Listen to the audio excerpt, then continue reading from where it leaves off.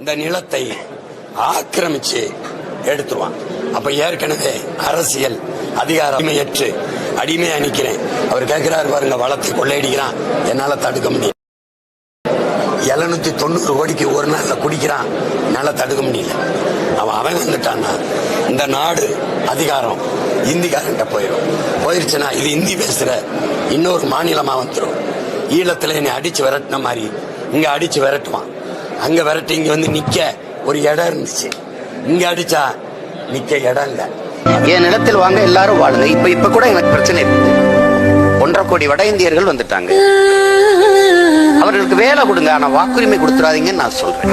இதுல இருக்கிற யதார்த்தத்தை நீங்க புரிஞ்சுக்கணும். என்னுடைய வலியை இதை விட உங்களுக்கு நான் கடத்த முடியாது. இப்ப பீகாருக்காரன் எங்க 6,50,000 பேருக்கு வாக்குரிமை கொடுக்க போறான். அதுக்கு இந்த கட்சியெல்லாம் நின்று போராடுமா? அவனுக்கு வாக்குரிமை கொடுத்தா அவன் இந்த நாட்டு அரசியலை தீர்மானிப்பான். அவன்கிட்ட அதிகாரம் போகும். நான் அடிச்சு விரட்டப்படுவேன், அடிமையா ஓடுவேன், நிலமற்ற கூலியா மாறுவேன். அப்புறம் அதை பத்தி உனக்கு கவலைப்படுவேன்? நீ வருவியா சொல்லுங்க? 3500 வேலைக்கு 13 லட்சம் பேர் வேலை எழுதுனான், தேர்வு எழுதுனான். இத்தனை லட்சம் பேர் வேலை இல்லாம இருக்கேன்னு கவலைப்பட்டு போராடுமா அது? சொல்லுங்க. கடலுக்குள்ள மீத்தேன் எடுக்க போறான்னு அதுக்கு போராடுமா? இருக்கிற துறைமுகத்தில் வேலை இல்லை. 8 துறைமுகத்தை எதுக்குடா கடலை பிரிச்சு தனியாருக்கு ஒப்பந்தம் கொடுக்குறான்னு வந்து வீதிக்கு வருமா? அப்புறம் ஒரு சிந்தனையாளன் வரும்போது அதுக்கு எதிராக 1000 முட்டாள்களை இறக்கி விடுவான்ட்டு அந்த சமூகம் தோற்று போன சமூகம். நான் பேசுறது உங்களுக்கு இன்னைக்கு புரியாது, நான் போதிக்கும் போது புரியாது, நீங்க பாதிக்கும் போது உங்களுக்கு புரியும். திரும்ப திரும்ப சொல்றேன், இலங்கையில வந்தது வரை நீங்க தண்ணி எடுத்துட்டு வர தயாரா இல்லை.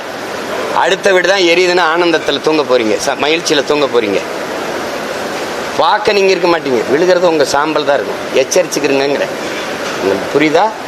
அதனால இப்ப நான் பேசுறது வேடிக்கையா இருக்கும்.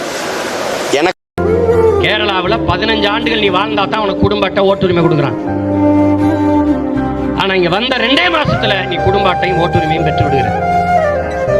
1 கோடி பேர் வட இந்திய வந்தான்னா அவன் தீர்மானிப்பான் உன் நாட்டின் அரசியலை, உன் அதிகாரத்தை, யார் ஆளணுங்கிற அவன் முடிவெடுப்பான். இருக்கிற இந்த தாய் நிலத்தை இழந்துட்டு நீ நாடற்ற நாடோடியாக திரிவாய்.